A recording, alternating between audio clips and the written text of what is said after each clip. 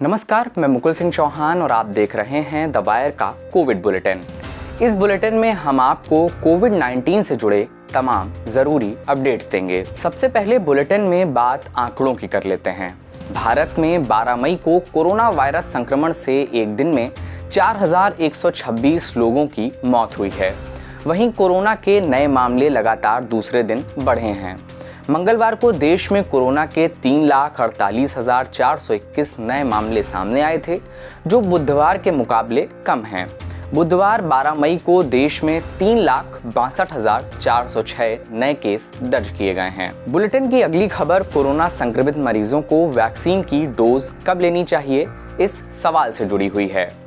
यह सवाल अक्सर वायरस से पीड़ित लोगों के मन में उठता रहा है, जिसे लेकर सरकारी पैनल ने अपनी सिफारिश दी है। सरकारी पैनल का कहना है कि कोरोना मरीजों को रिकवर होने के 6 महीने बाद ही वैक्सीन की पहली डोज लेनी चाहिए। न्यूज एजेंसी पीटीआई ने सूत्रों के हवाले से यह जानकारी दी है। इस बीच कोवैक्सीन तैयार करने वाली कंपनी भारत बायोटेक को 2 साल से 18 साल की आयु के लोगों के लिए टीकों के दूसरे क्लिनिकल ट्रायल को मंजूरी दे दी गई है। Drugs controller general of India की ओर से यह मंजूरी दी गई है। इसके अलावा पैनल ने कोविशील्ड की पहली और दूसरी डोज के बीच अंतर को भी 12 से 16 हफ्ते तक करने की सिफारिश की है। इससे पहले यह अंतर 6 से 8 हफ्ते तक ही रखने की बात कही गई थी। पैनल ने यह सिफारिश ऐसे वक्त में की है जब देश भर में पूरे देश में कोरोना वैक्सीन की सप्लाई में कमी देखने को मिल रही है।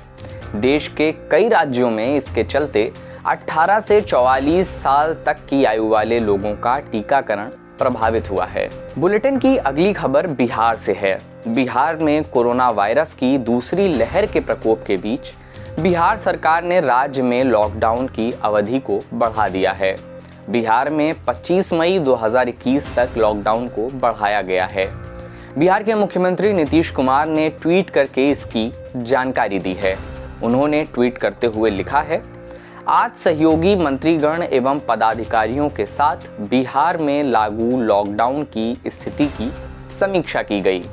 लॉकडाउन का सकारात्मक प्रभाव दिख रहा है, अतः बिहार में अगले 10 दिनों अर्थात 16 से 25 मई 2021 तक लॉकडाउन को विस्तारित करने का निर्णय लिया गया है। बुलेटिन की अगली खबर स्पुतनिक वैक्सीन से जुड़ी हुई है। देश में अगले हफ्ते से रूस की कोरोना वैक्सीन स्पुतनिक बाजार में उपलब्ध होगी। नीति आयोग के सदस्य डॉक्टर वीके पॉल ने कल कहा कि अगले हफ्ते से लोगों को स्पुतनिक का टीका लगाया जा सकता है। इस वैक्सीन का जुलाई से भारत में भी उत्पादन होगा। उन्होंने कहा, स्पुतनिक वैक्सीन भारत में पहुंच गई है। मुझे यह कहते हुए खुशी है कि हम उम्मीद करते हैं कि अगले हफ्ते से यह वैक्सीन बाजार में उपलब्ध रहेगी। हम यह भी आशा करते हैं कि रूस से आई वैक्सीन की सीमित मात्रा में बिक्री अगले हफ्ते से शुरू हो जाएगी। बुलेटिन की अगली खबर झारखंड से है। झारखंड के स्वास्थ्य मंत्री बन्ना गुप्ता ने प्रेस कॉन्फ्रेंस कर कहा है कि हमने 25 लाख कोवैक्सीन और 25 लाख कोविशील्ड का ऑर्डर दिया था। हमें 1,34,000 कोवैक्सीन और 1 लाख कोविशील्ड मिले हैं। इससे हम कितने लोगों को वैक्सीन दे पाएंगे, ऐसा उन्होंने सवाल किया है। केंद्र सरकार 1057 ऑक्सीजन प्लांट लगाने का निर्णय लेती है, लेकिन झारखंड को केवल 1 ऑक्सीजन प्लांट दिया जाएगा। अगली खबर बुलेटिन में दक्षिणी राज्य केरल से है। केरल में कोरोना वायरस का कहर कम होता नहीं दिख रहा है। राज्य में बुधवार को अभी तक के सबसे ज्यादा 43,529 कोरोना के नए मामले सामने आए हैं। मुख्यमंत्री पिनरई विजयन ने बुधवार को कहा कि पिछले 24 घंटे में कुल 1,46,320 नमूनों की जांच की गई, जिनमें से 43,529 नए पॉजिटिव मामले सामने आए हैं। महामारी की शुरुआत के बाद से ही एक दिन में कोरोना के मामलों की केरल में यह सबसे बड़ी संख्या है। अगली खबर दिल्ली विश्वविद्यालय से जुड़ी हुई है। दिल्ली विश्वविद्यालय के कॉलेजों में कार्यरत एडहॉक शिक्षकों को भी दिल्ली विश्वविद्यालय टीचर वेलफेयर फंड से जोड़ने की मांग तेज हो गई है। दिल्ली विश्वविद्यालय यानी डीयू की एग्जीक्यूटिव काउंसिल, मैनेजिंग कमेटी और वर्किंग कमेटी ने कार्यवाहक कुलपति प्रोफेसर पी.सी. जोशी को इस मामले में पत्र लिखा है। काउंसिल और कमेटी से जुड़े पदाधिकारियों का मानना है कि महामारी के इस मुश्किल वक्त में एडहॉक शिक्षकों के परिवारों की मदद करनी चाहिए।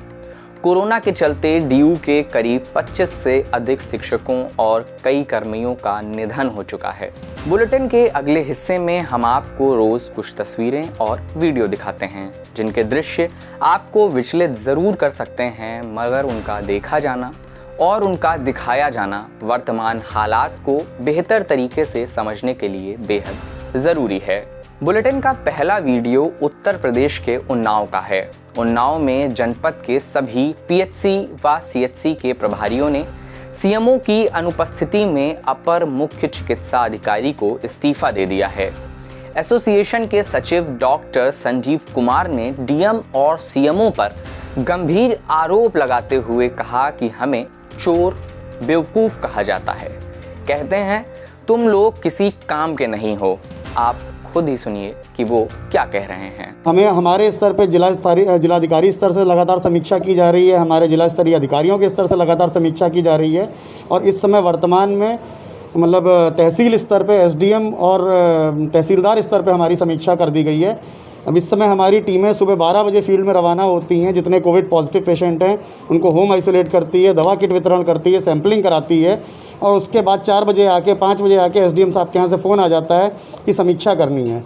कोई एमओआईसी तहसील से 20 किलोमीटर 30 किलोमीटर दूर सामुदायिक स्वास्थ्य केंद्र पर तैनात है और उसको बाध्य होना पड़ता है कि वो 30 किलोमीटर टीम का काम करा के ड्राइव करके तहसील पर जाके उप जिलाधिकारी महोदय को अपनी समीक्षा दे, अपने काम को प्रूव करे कि हमने काम किया है।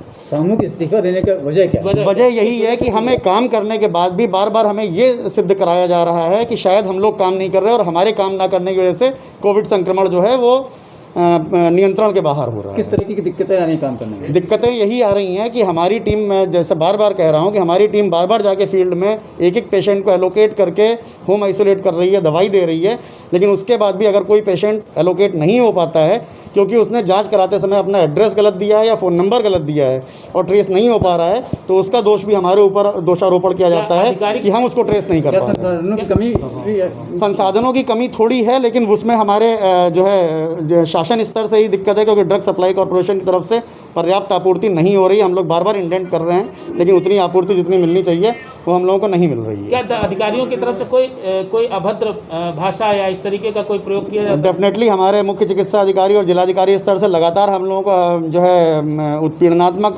शब्दों का प्रयोग किया जा रहा है कि अगर कार्य नहीं होगा तो सबके खिलाफ एफआईआर हो जाएगी, जेल करा दिया जाएगा, कार्रवाई कर दी जाएगी, या आपके प्रभारी रहते हुए जितने कार्यकाल में जो भी वित्तीय लेन देन हुए उनकी जाँच करा दी जाएगी। इस तरीके के जो भाषा का प्रयोग किया जाता है वो डेफिनेटली हम लोगों को जो है हम लोगों का मॉरल डाउन कर। बुलेटिन का अगला वीडियो भी संयोगवश उन्नाव का ही है।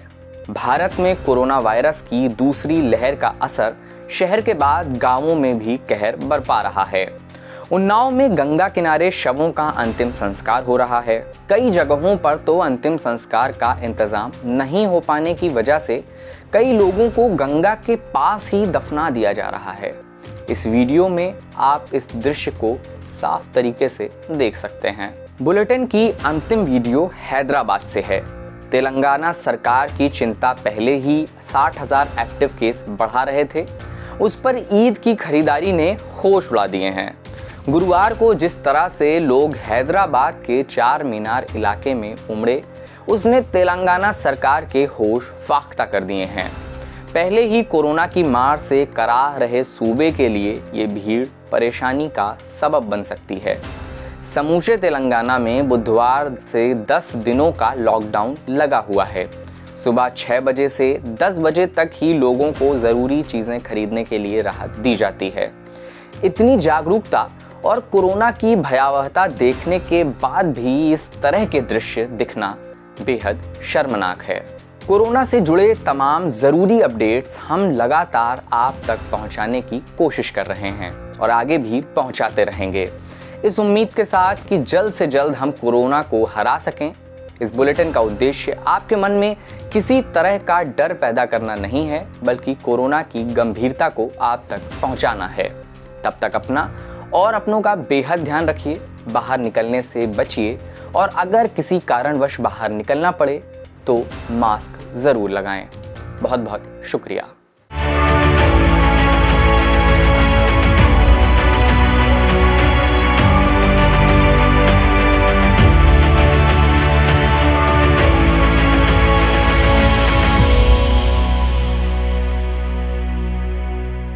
द वायर के और वीडियोस देखने के लिए सब्सक्राइब करें और बेल आइकन पर क्लिक करें। स्वतंत्र पत्रकारिता की आर्थिक मदद करने के लिए डिस्क्रिप्शन में दिए गए लिंक पर जाएं और अपनी राशि चुनें।